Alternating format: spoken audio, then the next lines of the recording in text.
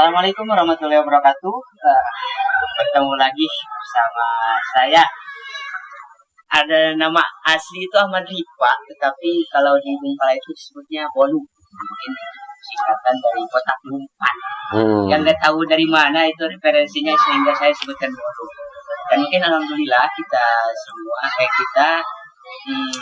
bersama kembali dalam podcast yang diadakan oleh Bungkala Universitas Surabaya, yang tidak lain dan tidak bukan, ini adalah sebagai program kerja dari bidang media yang ada di Bungkala sendiri. Nah, mungkin saya tidak sendiri, saya ditemani oleh senior kita, oleh kakak kita, oleh pupu kita, oleh teman gitu ya. Ya, dengan kita. Mungkin bisa langsung saja diperkenalkan. Ya, perkenalkan, nama saya A.A. Saiful Mila. Aktivitas sehari-hari saya di rumah kemasan. Ya, di rumah kemasan. Kegiatan saya itu sebetulnya lebih banyak di dunia kesenian mungkin ya. Kesenian. Namun emang basic dulu saya bisa seperti ini tuh gara-gara saya aktif di dunia kepecinta alaman itu. Banyak hal yang saya dapatkan dalam hal berkegiatan di alam bebas. Paling segitulah aktivitas. Dan kebetulan kalau untuk pendidikan, ya saya lagi menempuh S2-nya, mudah-mudahan itu ya beres itu. Kudu nama wisudanya. Terus wisuda, tapi karena ada beberapa hal dan bukan kemalasan ya, tapi sesuatu yang mungkin ingin mencoba jadi koboi kampus mungkin. Tereh itu ini S2 mah enggak selama S1 ya. S1 bisa sampai 7 tahun dan yang lain-lain. Itulah. Udah, makasih. Siap. Jadi canggung gini. Ini agak menarik. Dari kepecinta alaman menuju ke rumah kemasan yang berbasic seni. Itu apakah tidak ada kecanggungan dari akang ini? Jadi ada perbedaan ya antara di pecinta alaman, terus akhirnya saya beraktivitas di teman-teman yang berhubungan dengan kesenian ya. Menurut saya berbicara tentang lingkungan, berbicara tentang kesemestaan, berbicara tentang kesenian itu pasti lahir dari lingkungan kita yang ada gitu. Dan berbicara tentang seni, musik ataupun yang lain-lainnya itu pasti referensinya itu adalah alam gitu. Semakin kita banyak bermain di dunia alam bebas, maka mau tidak mau akan meningkatkan kreativitas kita gitu dalam hal beraktivitas, berinovasi. Toh buktinya aktivitas-aktivitas yang ada di dunia kepecinta alaman, minimal yang sering teman-teman kenal aja, mountaineering ya, naik ke gunung mendaki gitu kan. Nah, hal-hal semacam itu kan banyak yang kita pelajari gitu kan. Ini berbicara tentang ketangguhan, kesabaran itu, kedisiplinan itu. Kita kan tidak bisa mengandalkan orang lain ketika mendaki ke gunung. Dan ini betul-betul yang diajarkan oleh Tuhan gitu. Sejatinya itu kita sendirian gitu. Namun ketika keluar, oke, kita bisa bertemu dengan banyak orang. Namun beres tidinya sunyi deui gitu. Sepi deui anjing kumaha urang gitu. Berada dalam kesenian. Nah, dan ketika saya di PA, di pencinta alam, di kepecinta alaman, saya banyak menemukan hal-hal semacam itu gitu. Saya lebih menghargai alam, saya lebih bisa menghargai sesuatu hal yang bagi orang lain itu sangat remeh-temeh gitu. Namun ketika saya baca-baca referensi buku gitu, katakanlah Plato gitu, yang sering kita kenal dengan kayak mengidam dari nyambung sedikit ya, cinta platonik gitu kan. Itu kan ajaran Plato ya tentang kebaikan universal. Nah, sejatinya manusia itu seperti itu gitu. Toh kita mau kepada tumbuhan dan yang lain-lainnya gitu. Dan saya diajarkan bisa mencintai semua itu di PA itu. Dan lewat kesenian ini saya bisa lebih berkreativitas lah gitu, berkreativitas, berinovasi karena secara skill saya lemah gitu di dunia kepecinta alaman. Lemah. Siap. Berarti kalau tidak bukan mungkin ada korelasi antara seni dan juga alam. Ya. Tidak bisa dipisahkan. Tidak bisa. Karena berbicara tentang ilmu, ini berbicara tentang apa ya? Bukan spiral, bukan zigzag maupun linier itu, tapi siklikal. Jadi ketika berbicara gasolin, ini akan berbicara tentang alam, lingkungan, kesenian, apapun itu. Jadi tidak ada perbedaan ataupun pengotak-ngotakan itu. Kalau yang terjadi saat ini kan di dunia universitas aja. seolah-olah universal, namun sejatinya kita dikotak-kotakan dengan fakultas itu. Fakultatif itu kan pembagian ya, jadi maksudnya pengelasan itu. Ya, padahal kan sejatinya harus berpikir universal gitu kan ya. Tidak harus kulun lah, kalau di Arab itu kan kuliah itu kata dari bahasa Arab, kulun itu, setiap itu menyeluruh. Lain juz'iyah.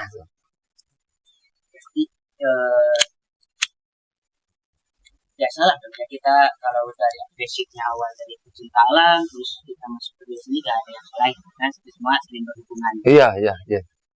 Nah, mungkin ini jadi gebrakan yang bagus untuk teman-teman karena banyak orang-orang yang pesimis seperti ini. Kok saya dari basic yang suka alam gitu, tapi saya nggak tahu nanti ke masyarakat saya harus jadi apa. Kadang ada banyak yang tapi kan melalui pembicaraan barusan mungkin ada pencerahan. Tidak hanya pecinta alam itu tidak hanya untuk selalu di alam, tetapi kita di alam untuk mencari inspirasi dan untuk melaksanakan diri. Toh perkataan yang sering dipakai itu bukan hanya lingkungan, tapi kalau di beberapa referensi itu ekologi dan ekofeminis gitu.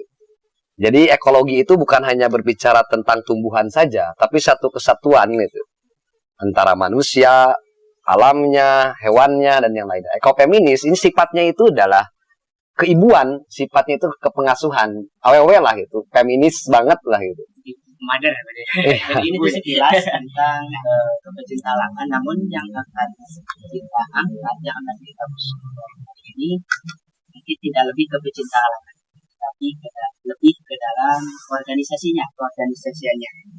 Nah, mungkin banyak orang yang beranggapan bahwa apa sih berorganisasi? Untuk apa sih berorganisasi? Toh kita hidup bersama keluarga, gitu. Kadang orang-orang juga merasa organisasi itu tidak penting. Ada banyak orang yang Nah mungkin menurut Kang Epol sendiri organisasi itu apa sih? Kalau menurut saya pribadi ya ini suatu ruang ataupun kita berbicara tidak. Kami mengartikan organisasi ini sebuah ruang yang klasternya itu spirit gitu. Entitas kecilnya itu dalam manusia gitu. Entitas kecil nanti manusia lain. Yang terjadi saat ini itu kan entitasnya itu adalah kelompok gitu biasanya. Bukan, jadi lamun aku dengan mereka gitu. Lain berbicara tentang manusia gitu. Organisasi ini itu adalah klaster terkecilnya itu adalah ya kesadaran spirit bukan yang terjadi saat ini itu kan organisasi itu seolah-olah pengelompokan itu. Oh ini Gumpala, ini media, ini seolah-olah Gumpala dengan media tidak ada hubungannya gitu. Jadi yang sering kita pakai ketika melihat organisasi itu pemikiran kita itu sifatnya itu fungsional. Pemikiran fungsional gitu. Jadi dari fungsinya padahal saya meyakini organisasi itu adalah personal connection gitu. Jadi satu sama lain kita saling mempersambungkan gitu. Dari melengkapi gitu. Nah, hal-hal semacam itu karena tanpa berorganisasi, organisasi ini kan menurut saya prosesnya ya. Kalau nilai-nilai dasarnya itu organisme, organisasi itu. Organisasi itu lelaku kehidupannya gitu. Menurut saya ya, yang saya pahami itu. Tapi kebanyakan yang mengartikan bahwa organisasi itu adalah 1, 2 orang, 3 orang sepakat untuk berkumpul untuk mencapai tujuan tertentu gitu kan. Namun menurut saya organisasi itu adalah sebuah ruang personal connection. Jadi satu sama lain bisa saling mempersambungkan. Organisasi A dengan organisasi B ini bukan dalam rangka membangun kotak-kotak lagi, tapi lebih kepada circle, lingkaran. Lingkaran dalam hal ini bukan berarti dikhususkan itu, tidak ya. Tapi lebih kepada kecenderungan kita di mana nih gitu. Nah, ketika kita masuk ke Gumpala, kecenderungan kita pasti yang berbau dengan kepecinta alaman, yang berbau tentang lingkungan, alam semesta lah gitu. Berbeda lagi ketika kita masuk ke unit kegiatan mahasiswa yang lainnya. Saya lebih mengartikan bahwa organisasi ini sebagai personal connection ya. Yaitu upaya untuk satu sama lain saling mempersambungkan gitu, supaya connect lah itu. Lebih ke sana. Kalau di bahasa zaman sekarang itu mungkin itu saling menyatukan antara aku dan kamu. Yes. Menemukan koneksi kita dari personal yang satu ke personal yang lain untuk menyatu dalam sebuah lingkungan wadah. Nah, menarik sekali mungkin dari organisasi itu sendiri. Nah, menurut Akang, garis besar dari organisasi itu sendiri seperti apa? Apakah organisasi itu harus bagaimana atau harus bagaimana? Pemahaman yang sering saya temukan itu kan, ketika saya bertanya aja ke Ripa ya, kamu bisa tidak berorganisasi satu orang? Tidak. Tidak, karena mungkin kalau satu orang personal, saya melakukan itu sendiri. Individual, tidak sosial. Nah, ya. Contoh saya mendirikan organisasi seperti Pecinta Alam bersama, tapi saya sendiri. Menurut saya tidak bisa. Organisasi lahir itu dalam rangka membangun apa ya? Apakah dari chaos ke order ataupun dari order ke chaos? Maksudnya itu chaos ini kan tidak tertata ya. Terus chaos ini kan tidak tertata, order itu tertata itu. Di teman-teman pergerakan itu sering dikenal chaos kan, bukan berarti harus bakar ban itu. Ya, tapi yang dimaksud dengan chaos ini tidak tertata gitu. Acak-acakan sehingga beberapa orang untuk menghimpun ataupun menyerap informasi tidak bisa gitu.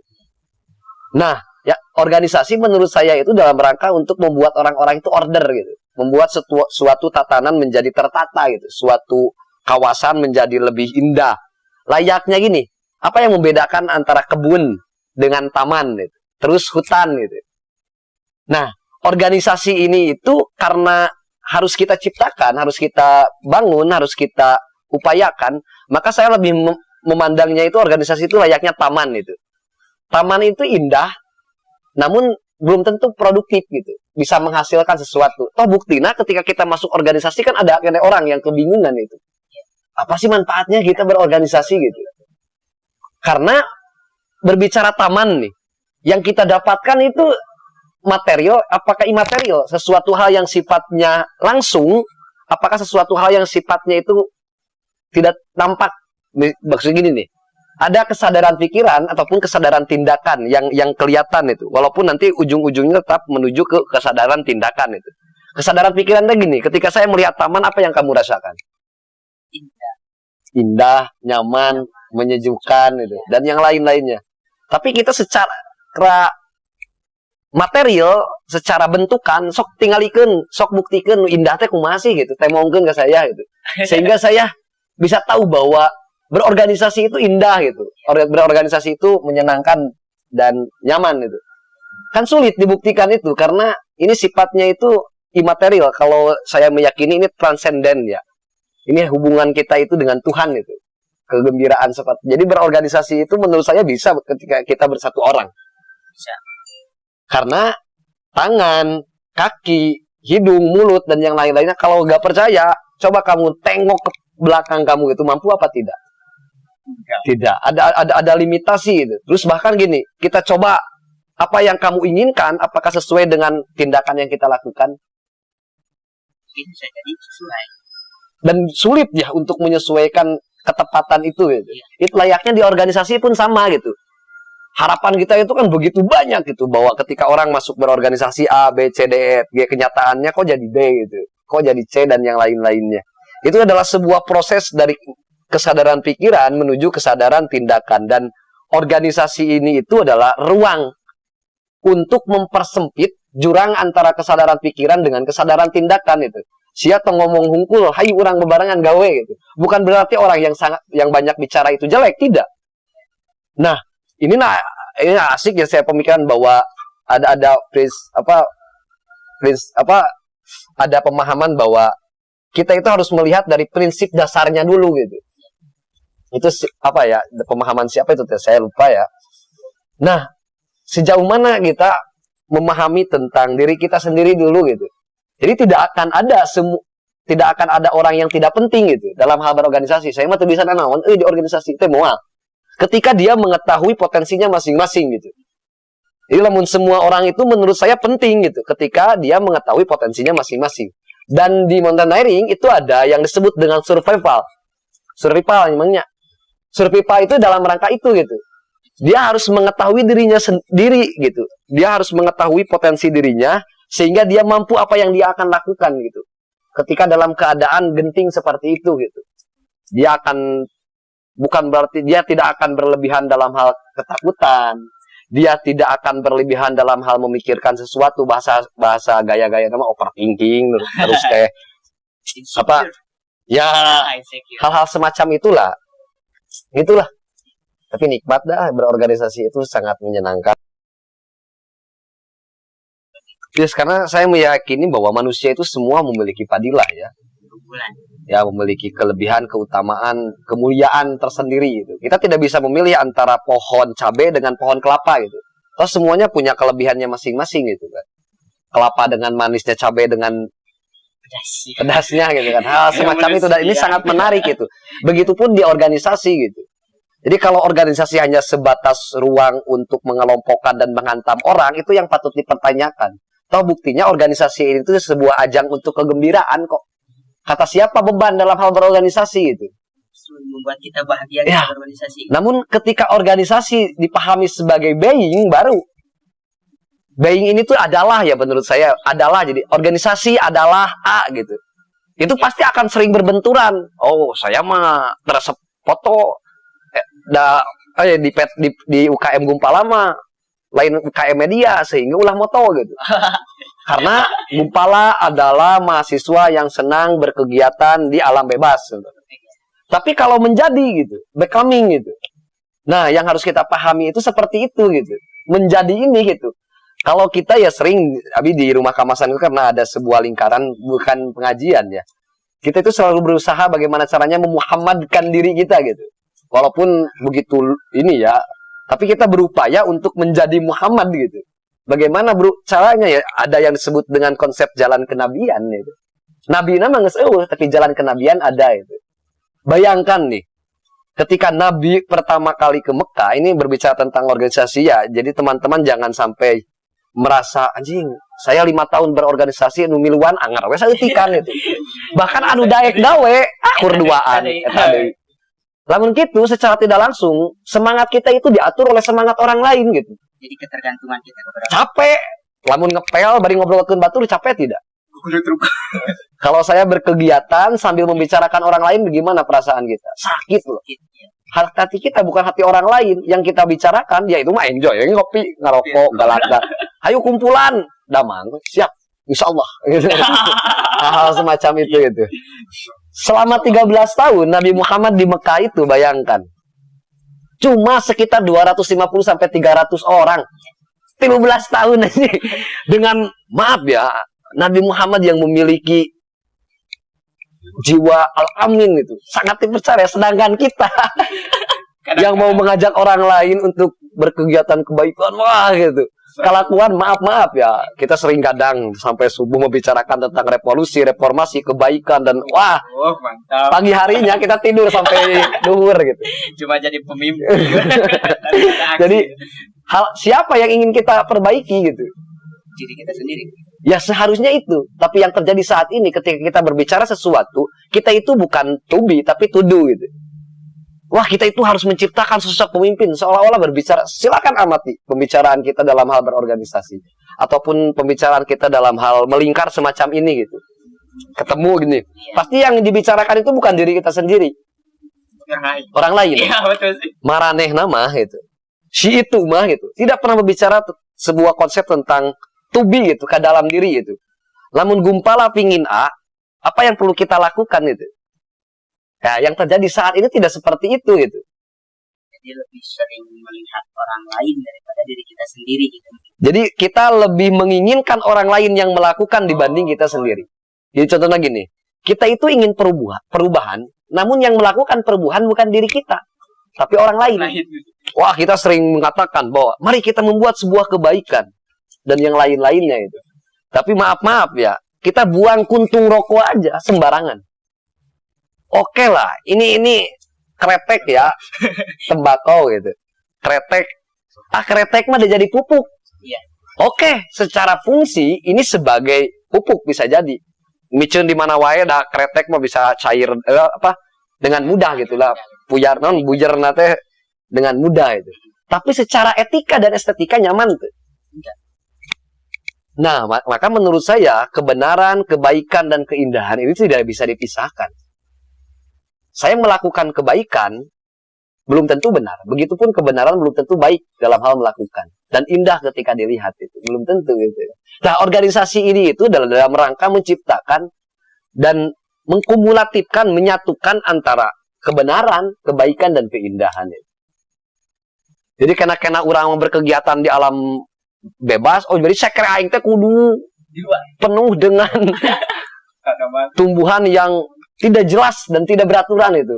Tetapi kita harus memilih pohon apa yang tepat untuk kita tanam di depan sekre kita, base camp kita itu. Hal-hal semacam itu.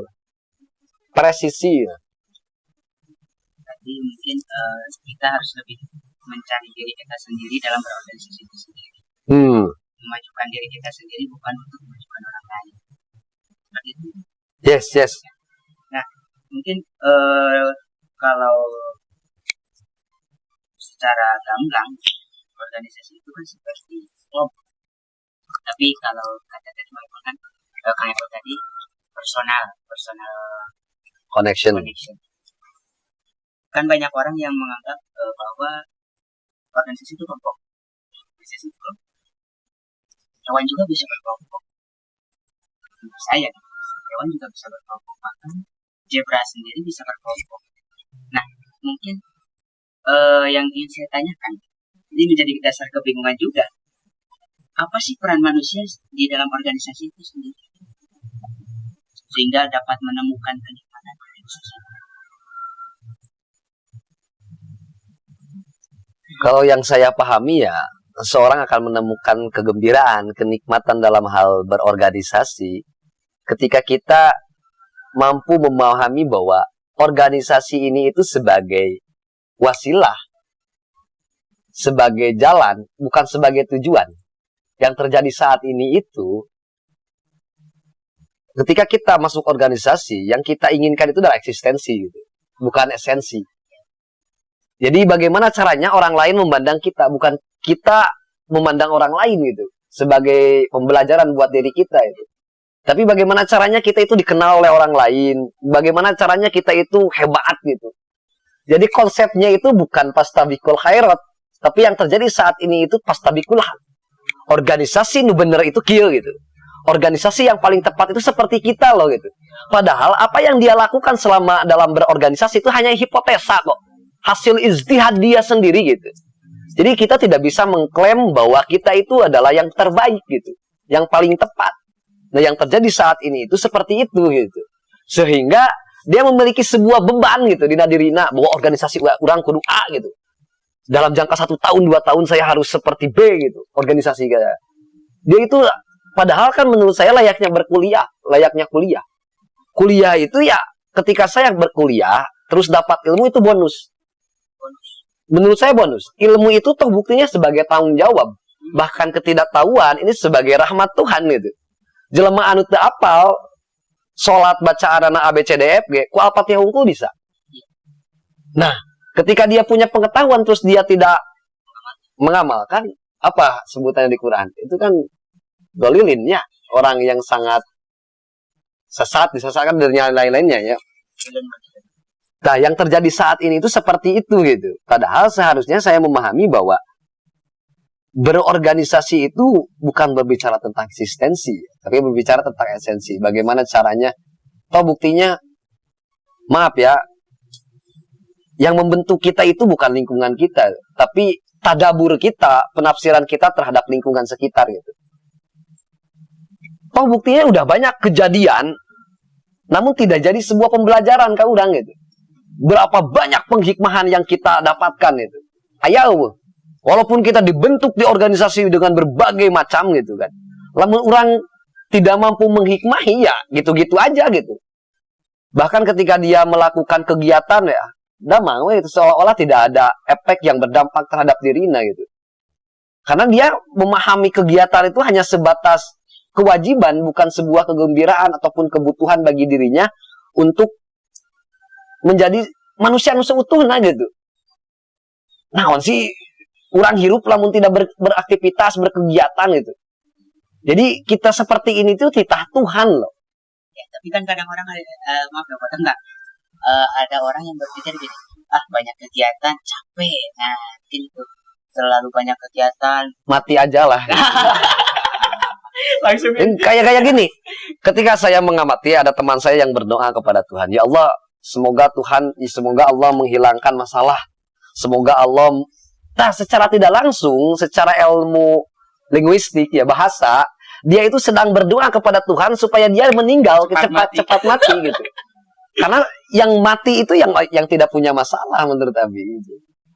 Nah, dengan berorganisasi kita ditempa dan dimatangkan gitu. Toh yang membuat gitu nih. Siapa yang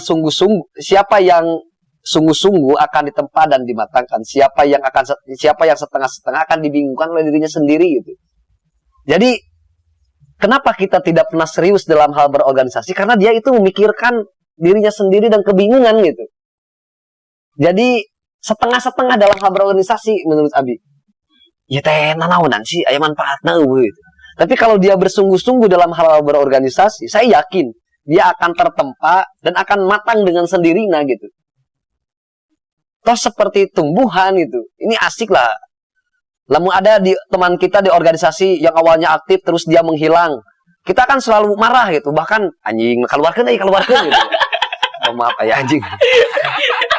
Dikeluarkan we saya tamang geus aktif di urang cenah. Kita lupa ya kalau kita belajar pada tumbuhan, kita pernah menengok tidak terhadap pohon itu ketika dedaunan yang berjatuhan. Itu kan sebuah keharusan sunatullah gitu. Biarkan. Toh buktinya dedaunan yang jatuh dari pepohonan menjadi pupuk bagi lingkungan sekitar. Dia akan memiliki peran di lingkungan yang lain. Sehingga kita jangan pernah memutuskan silaturahmi ini gitu.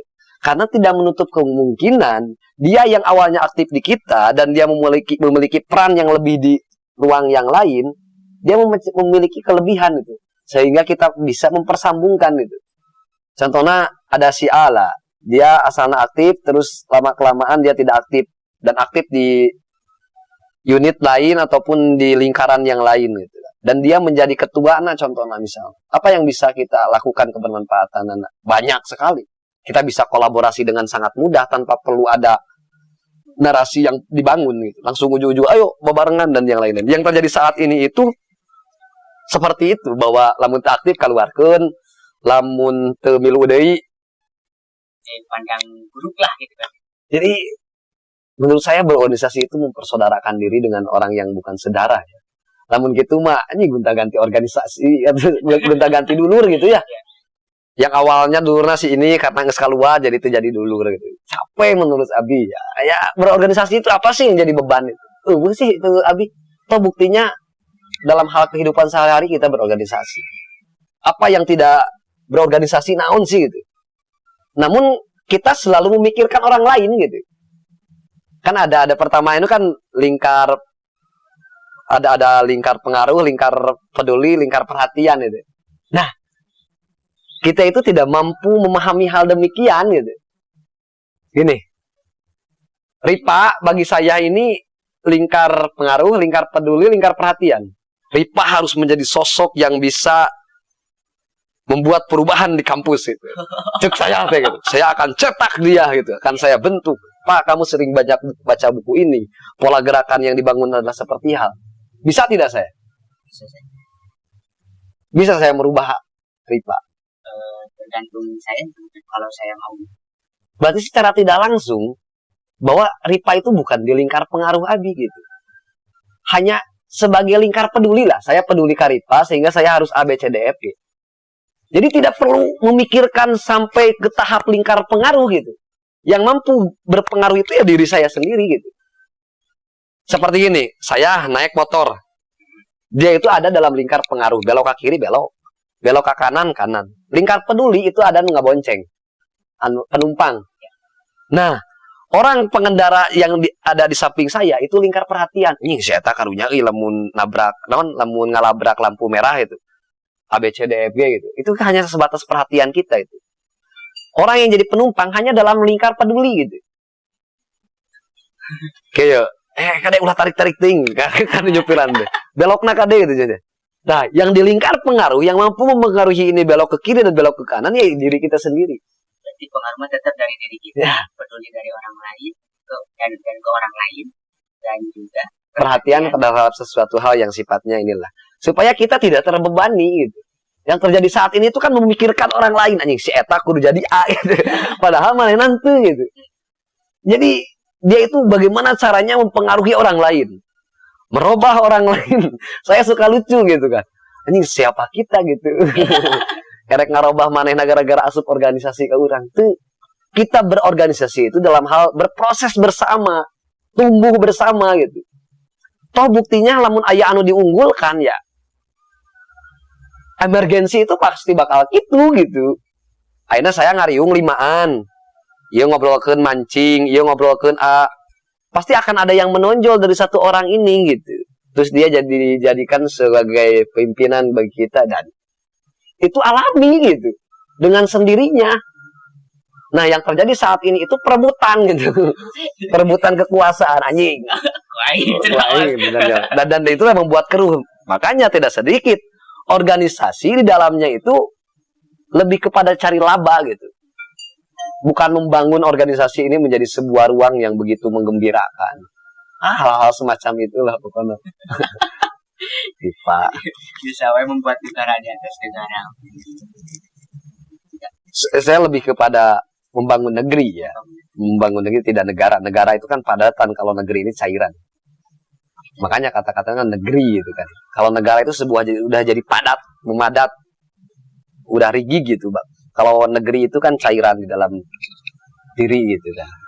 Ya, dan organisasi harus mampu berfungsi sebagai hal demikian. Oke. Berarti organisasi itu ya sangat perlu dan memang sering kita lakukan di kehidupan sehari-hari. Iya. Jadi kita tidak lepas dari organisasi meskipun kita sendiri kita tetap berorganisasi. Kita mengorganisasi tangan, kaki dan sebagainya. Namun ada yang sempit, ada yang luas ya. Nah kalau diri kita sendiri berarti sempit ya. Tapi kita mau tidak mau harus memperluas hal demikian. Nikmat lah. Siap. Dan mungkin gini Kang, suka ada orang yang dalam organisasi itu memiliki individualisme yang tinggi. Nah, mungkin ada solusi atau bagaimanakah itu pandangan Akang tentang individualisme? Individualistik. Nah, kalau saya memandang seperti ini ya. Bagaimana dia memandang terhadap nilai individual itu? Kalau individual sebagai kedaulatan, yaitu sebagai kesadaran, dia berdaulat gitu. Untuk menentukan dia mau ataupun tidak. Menurut saya individual ini baik ya. Jadi ada pemahaman Stirner tentang egoisme gitu kan. Sejatinya itu ya dia harus peduli terhadap dirinya sendiri gitu. Dan harus gitu. Namun sampai kemana tahapannya gitu, sampai kemana limitasi ruangnya gitu. Jangan sampai kedaulatan kita menghantam kedaulatan orang lain, merusak kedaulatan orang lain juga. Atau dalam hal berorganisasi kita sudah memiliki sebuah kesepakatan bersama nih. Melangkah untuk itu layaknya kita dalam hal berjamaah lah, sholat itu, hal-hal semacam itu. Jadi individual itu menurut saya tidak jelek. Namun bagaimana caranya memandang kita terhadap arti individual itu? Kalau individual dia tidak mampu berkomunikasi, bersosialisasi dan bermusyawarah, buat apa dia berorganisasi gitu. Jadi yang perlu kita pahami bahwa berorganisasi itu ada tiga kesadaran yang berbicara tentang berkomunikasi, bersosialisasi dan bermusyawarah gitu. Kalau yang terjadi saat ini kan saya memahami bahwa yang paling awal itu bersosialisasi ya. Jelema itu sudah masuk organisasi tapi ada yang tidak mampu berbicara gitu. Apal adina saha, lancikna saha, orang tuana siapa gitu. Itu menurut saya sudah gagal dalam hal mempersaudarakan diri gitu. Kalau gitu organisasi bukan personal connection kan gitu ya. Bukan konsolidasi potensi. Kan ini puzzle. Jadi organisasi itu dalam rangka membangun puzzle-puzzle yang berhamparan gitu, berbeda-beda, dihijikan menjadi sebuah puzzle yang indah gitu. Nah, yang terjadi saat ini mantu gitu, saling sikut di jero itu aneh, saya mah gitu, aneh gitu. Kunaon sih? Karena dia memandang bahwa entitas terkecilnya itu kelompoknya, bukan sebagai manusia. Toh buktinya kan yang paling pertama diciptakan itu bukan Tuhan, itu tidak menciptakan muslimin gitu, mukminin, tapi yang Tuhan ciptakan itu adalah anas manusia gitu. Ya kudu nate manusiana gitu. Lain urang mah da Islam unggul. Ya urang mah PA hungkul euy, pecinta alam hungkul, ulah aya popotoannya, ulah aya jurnalistik alam bebas, ulah aya kegiatan menulis, ulah aya kegiatan ekonomi gitu. Karena PA mah teu eta itu, padahal lupa itu. Setiap hal, setiap sesuatu itu tidak bisa berdiri sendiri gitu. Itulah. Jing setengah jam. Terus ya siap. Lanjut ya saya 2 jam. Ya. Nah, kalau kita sudah masuk organisasi, mungkin di dalamnya pasti ada yang disebutkan dengan manajemen organisasi. Kalau manajemen organisasi itu sendiri apa sih? Kawan-kawan sebagai dan unsur-unsur yang ada di dalamnya. Nah, manajemen organisasi ini bisa kita pakai dan memanfaatkan nilai-nilai jurnalistik ya. Ada yang disebut dengan 5W1H itu. Itu bisa jadi sebuah manajemen menurut saya. Terus bisa menggunakan ataupun memakai teori survival ataupun teori ya stop gitu. Ada kan di survival itu ketika kita kesasar, kita berhenti gitu. Nah, akan lakukan observasi, planning, dan yang lain-lainnya. Dan saya akan kembali lagi kepada tahapan awalnya. Ketika kita akan menentukan sebuah manajemen organisasi ini, kita harus kembali ke prinsip dasar dulu kita ini apa? The life system, nah gitu ya. Sehingga kita akan menciptakan perjalanan yang kita lakukan ini itu, organisasi yang kita lakukan ini bisa menjadi sebuah, akan menjadi sebuah blueprint ataupun blueprint, life script lah. Jadi suatu hal pegangan bagi kita dalam hal kehidupan sehari-hari. Walaupun emang betul yang akan menghantarkan kita itu tepat dan tidak tepatnya apa yang kita lakukan itu adalah waktu, zaman lah. Kita emang betul tidak merasa bahwa ketika kita melakukan kegiatan A, manfaatnya langsung bisa dirasakan esok hari, tidak gitu. Bahkan bisa berjenjang gitu. Begitupun dalam hal menentukan manajemen ini gitu. Ketika kita sudah mengetahui prinsip dasar kita ini, baru kita akan mengetahui potensi apa itu, pola hal apa yang akan kita lakukan. Dan mau tidak mau, organisasi itu, manajemen itu menurut saya bukan sebagai bendungan ya, tapi sebagai irigasi. Manajemen lahir itu sebagai irigasi. Dan banyak sekali konsep manajemen bagi teman-teman yang kuliahnya di Fakultas Ekonomi kan seringnya itu ada Lean Canvas, Lean kumaha sih nyebutnya sih, Lean Canvas, terus analisis SWOT dan yang lain. Kalau saya kemarin aja ketika berdiskusi tentang Lean Canvas dengan teman-teman ekonomi, bisa tidak teori ini sebagai teori untuk melakukan ataupun manajemen dalam hal berorganisasi? Sangat tepat sekali menurut saya, sangat baik. Nah, ada 3 hal ya di Lean Canvas. Pertama ini profit, yang kedua ini adalah berkelanjutan, yang ketiga adalah bertumbuh. Namun yang terjadi saat ini itu berkelanjutan oke, tapi bertumbuh belum tentu. Contohnya gini, profit yes, keuntungan yang kita dapat banyak sekali, pengetahuan kita bertambah, kematangan, relasi, wawasan dan yang lain-lainnya ya gitu. Terus berkelanjutan ya, toh buktinya organisasi kita itu walaupun kita tidak ada, masih ada terus-terusan. Tapi bertumbuh apa tidak belum tentu gitu. Tumbuhnya ini bisa beragam, apakah material, imaterialnya. Yang terjadi kan ya satu riungan, satu circle yang hanya sebatas lingkaran saja gitu. Tidak ada kehidupan. Oh gaya, namanya hungkul dayana tidak ada. Gaya ini kan lifestyle ya. Jadi gaya dan yang kita pahami dan yang kita ketahui itu hanya sebatas gaya. Padahal ada nilai yang lain, yaitu daya. Apa bedanya gaya dengan daya itu? Lamun senal saya pegat, lamun yang kita utamakan gaya, saya dipicen, melinin banyak. Tapi ketika saya punya daya, saya akan memperbaiki sendal tersebut gitu. Nah, yang hilang saat ini itu daya gitu. Energi kita untuk melakukan sesuatu hal gitu. Kebanyakan namun aya nangis bisa dibeli manaon sih orang kudu ngomean itu. Padahal ada sesuatu hal yang perlu kita lakukan itu. Nah, manajemen ini dilakukan, dibuat dalam rangka untuk mencapai hal demikian gitu. Menurut Abi pribadi ya semacam itu. Itulah. Pokoknya selamat berorganisasi dan selamat bergembira. Karena berbicara organisasi adalah berbicara tentang keniscayaan dan berbicara tentang kegembiraan, berbicara tentang kenikmatan. Saya tidak pernah merasakan bahwa, bahkan saya mah pusing. Lamun saya tidak berkegiatan, saya tidak pernah bertemu dengan orang lain, saya kayaknya sakit gitu. Kelupaan, gabut kalau kan. Asal naon sih, padahal apa sih yang jadi beban ya? Nyeun makalah tinggal nyeun anjing kopi paste atuh lamun ngedul teuing mah gitu ya kamu teh gitu. Naon sih? Jadi naon anu membuat kita malas gitu. Ataupun yang membuat kita tidak mau berorganisasi gitu. Ada apa? Tanyakan ke diri gitu. Ya, yang hanya yang bisa mengetahui dirinya sendiri gitu. Namun yang sulitnya itu sebetulnya menurut Abi ya, karena kita memikirkan orang lain gitu. Dan membuat orang lain harus ada di lingkar pengaruh kita. Padahal orang lain itu hanya ada di lingkar peduli dan lingkar perhatian itu. Nah, kita lupa terhadap hal demikian itu. Kita membuat orang lain kudu A, B, C, D, E, F, G, A, itu capek. Bahkan saya meyakini seperti ini. Kenapa kamu berorganisasi dan bergembira semacam ini?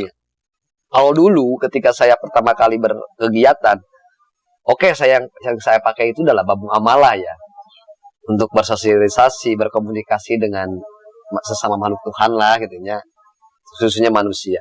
Tapi untuk saat ini itu, kenapa kamu kikiran, naonan sih? Saya mah tabaruk gitu. Tambah-tambah kebarokahan buat saya. Tambah-tambah kebaikan buat saya. Untuk siapa ya? Untuk diri saya sendiri. Atau buktinya orang lain mah tidak peduli.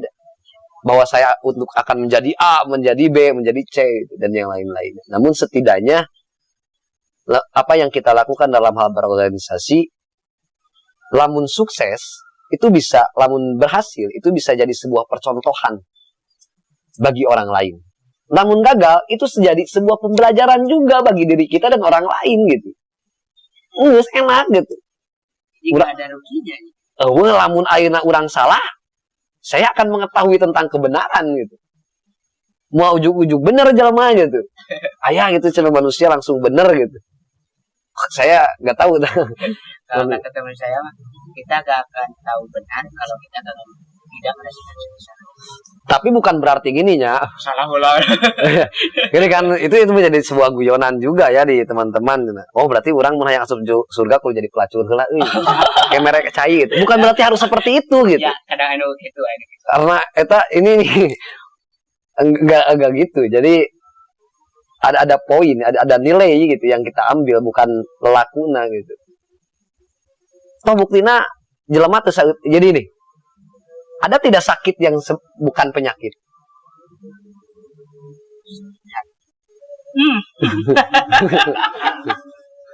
Sakit yang bukan penyakit gitu.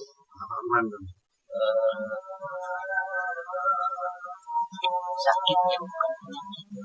Lu mampa ulah bari ngalengkah, saina herang laukna benang. Di Jawa itu sugih tanpa benda. Dia kaya namun tidak memiliki benda. Saina herang laukna benang kumaha newakna. So, ini sesuatu hal membunuh tanpa harus menyentuh. Nah, hal-hal semacam itu gitu. Kita pahami mah kan itu bukan sebagai lelaku itu. Tapi itu sesuatu hal yang penuh dengan nilai menurut Abi gitu. Nggak asik lah. Kalau kita sudah bisa membunuh tanpa harus menyentuh. Itu teh ya terang dalam kegelapan. Ya miskin mampu sembuh jadi hal-hal semacam itulah, terang dalam kegelapan gitu. Kaya dalam kemiskinan itu. Sakit bukan penyakit gitu. Nah, banyak orang seperti itu. Apa sih yang disebut dengan bahagia gitu? bahagia. Bahkan saya sering bertanya, kenapa kamu kuliah? Cari ilmu. Bohong cek saya teh. Sok sing jujur. Neangan ijazah. Bohong. Sing jujur, neangan gawe. Bohong neangan gawe ge. Naon jujurna? Neangan duit. Saya yakin, eta tanu jujur. Nah, kita tidak pernah jujur terhadap diri kita sendiri gitu. Mau apa kamu kuliah gitu. Nah, begitupun sehingga kita akan mampu nge-breakdown nilai-nilai semacam itu.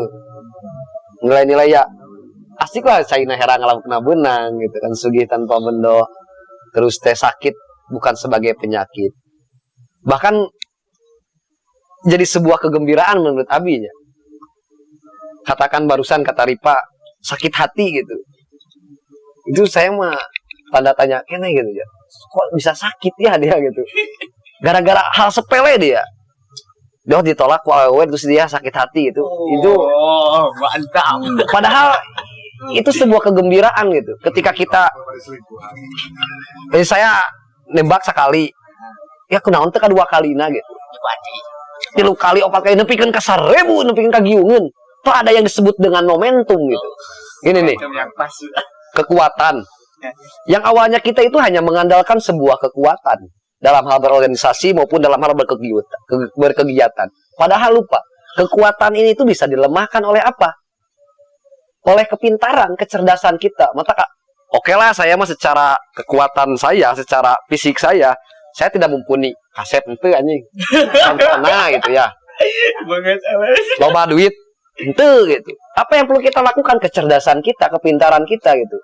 Ketika kita mampu berkomunikasi dengan baik, bahkan ketika berkomunikasi itu kan ada dua, ada public speaking, ada psikologi komunikasi itu. Dalam hal ilmu komunikasi itu, bagaimana dia berbicara di depan orang lain yang banyak, ada yang berbicara ketika dia berduaan tentang psikologi komunikasi. Oke, dia mampu berbicara di hadapan orang lain, tapi si eta mah teu bogeun ka bogo wese. Kunaon? Karena dia gagal dalam hal psikologi komunikasinya. Bahkan cek Ari Lasso sentuhlah dia tepat di hatinya gitu. Begitu ini namun ini bukan berarti berlaku hanya dalam hal mendapatkan perempuan, tidak gitu. Ini berbicara tentang bagaimana caranya kita mempersaudarakan diri kita dengan orang lain. Nah, kecerdasan ini pun kan ada ukurannya lain, nanti ada sesuatu hal. Ini berbicara tentang kecepatan gitu. Oke, cerdas orang, terus orang saya pogo, saya katakan ya, saya ingin berteman dengan dia gitu, saya ingin berdekatan dengan dia, hal semacam itu ya. Tapi kita cicing we gitu. Dia ada yang lain gitu. Aku sama-sama cerdas, tapi dia lebih cepat gitu. Ya pasti yang akan dapat dia gitu. Iya betul. Jadi we itu naon? Anjing kena mana? Nah, tapi ada lagi nih berbicara tentang kecepatan. Kalau kita sama-sama cepat dalam hal mendapatkan sesuatu ataupun dalam hal berorganisasi dan yang lain-lain, berkreativitas, berinovasi dan yang banyak lah. Ini berbicara tentang ketepatan gitu. Ketepatan ini tuh momentum gitu. Walaupun kita sama-sama cepat itu, tapi momentum nasi atau goreng ya mau bisa gitu. Maaf ya, kita tuh sama-sama cepat. Dia baru keluar tina kelas, terus saya langsung tiasa ngiring yuk, miluk ada. Tepat tidak? Nah, nah ini hal semacam. Begitupun ketika kita menyampaikan keinginan kebaikan kita kepada saudara kita dalam hal berorganisasi.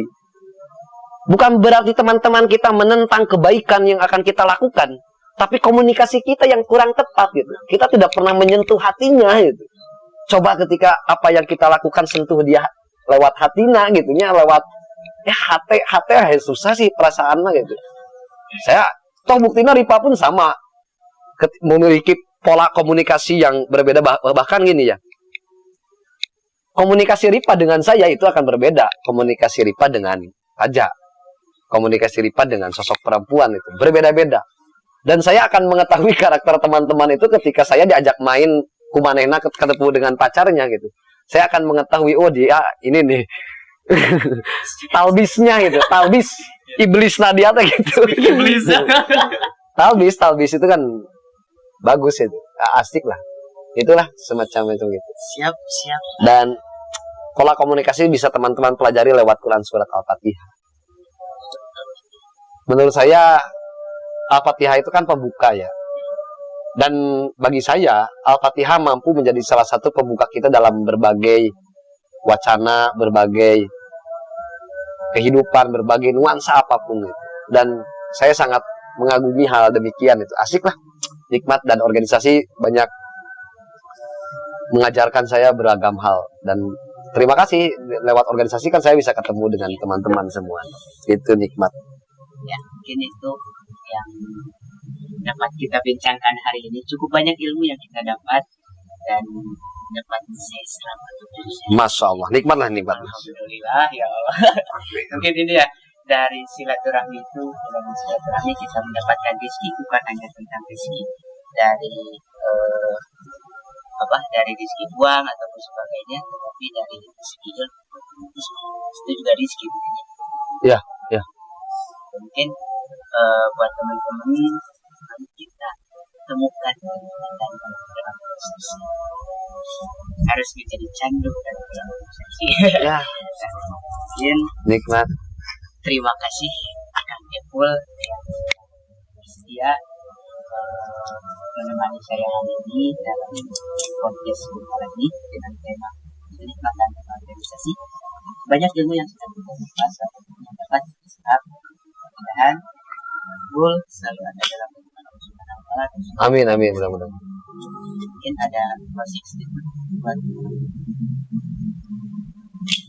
Tidak ada sebuah perjuangan yang berujung pada kesia-siaan. tidak ada sebuah perjuangan yang berujung Pada kesia-siaan pasti ada manfaat. Itulah aja. Makasih. terima kasih Epul. Sekali lagi saya